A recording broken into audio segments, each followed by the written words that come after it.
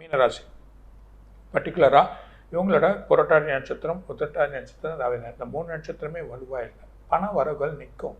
மனசு சஞ்சலம், உடல் உபாதைகள் நிறையா இருக்கும், தேவையில்லாத எண்ணங்கள் இருக்கும், தேவையில்லாத குழப்பங்கள் ஏற்பட்டு சரியாகும். அது இல்லாமல் பண வரவுகள் நின்றுடும். தொழில் பண்ணுறவங்க தொழில் பிஸ்னஸ் ஸ்லோவாக இருக்கும், வருமானம் வராமலே இருக்க வராது. அது இல்லாமல் கடன் வாங்க வேண்டிய நிலைமை இருக்கும். சில கடனில் போகும், சில கடன் நமக்கு கிடைக்காம வரும். அது இல்லாமல் இவங்க என்ன செலவு பண்ணாலும் அந்த செலவு என்ன பண்ணுறோன்னு தெரியாது. எங்கே பணம் போச்சு, எங்கே வந்ததுன்றதை எதிர்பார்க்க முடியாது. ஆனால் இல்லாமல் பெரிய பெரிய தொழில் பண்ணுறவங்க அப்பப்போ அந்த பணத்தை வாங்கி செய்யுங்க, இல்லைனா அவங்க தொழிலாக இருக்கவங்க அப்படியே நிறுத்திடுவாங்க.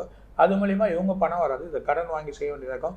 சில சமயம் தொழில் ரன் பண்ண முடியுமா இல்லையா அந்த மாதிரி சம்மந்தப்பட்ட இருக்கும்.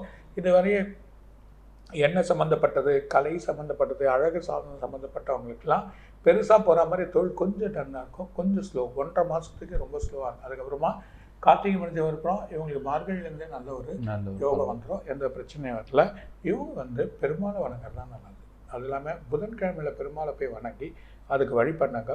ஒவ்வொரு சனிக்கிழமையும் ஆஞ்சநேயரை வணங்க. அஷ்டமி, தேய்பிரை அஷ்டமியில் இவங்க போயிட்டு பைரவருக்கு விளக்கேற்றி, அதுவும் தாமரைப்பூ வச்சு விளக்கேற்றிட்டு அவருக்கு அர்ச்சனை பண்ணிட்டு வந்தீங்கன்னா உடனே இந்த காரியங்கள் தடை நீங்கி பண வரவுகள் வந்துடும். எங்கேருந்து வரணுமோ அந்த பிரச்சனை தீரும்ன்றதான் சொல்கிறேன்.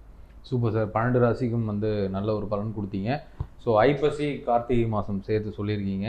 ஸோ இது 45 நாளைக்கு உள்ள ஒரு ப்ரெடிக்ஷனாக இருக்கும். ஸோ மீண்டும் ஒரு நல்ல தருணத்தில் சந்திப்போம் சார். வணக்கம். வணக்கம். வணக்கம். மெட்ரோபி நேயர்களுக்கும் பக்தி தமிழ் நேயர்களுக்கும் கோடான கொடி ரசிகளுக்கும் இன்னும் நிறைய இருக்காது சார். வணக்கம்.